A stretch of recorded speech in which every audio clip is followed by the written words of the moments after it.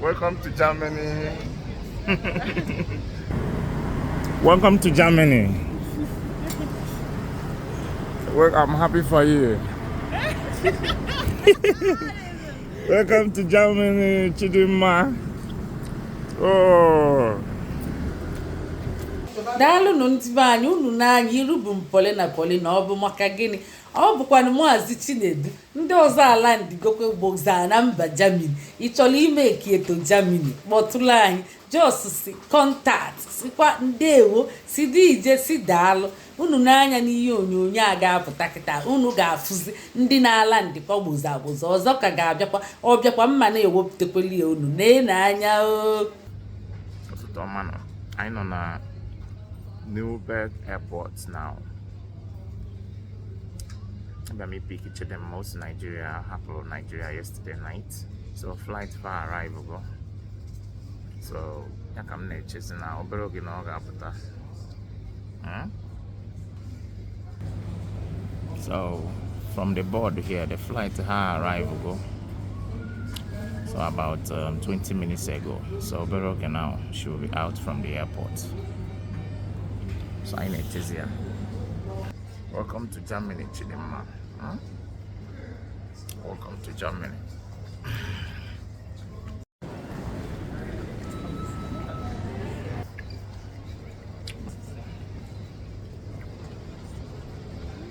Chidima, welcome to Germany. Thank you so much. Welcome to Germany. Welcome to Germany.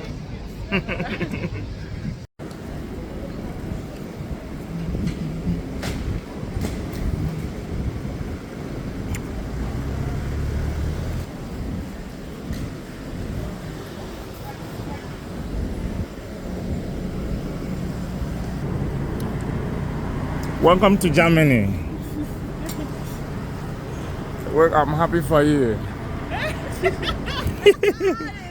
Welcome to Germany, Chidima. Oh.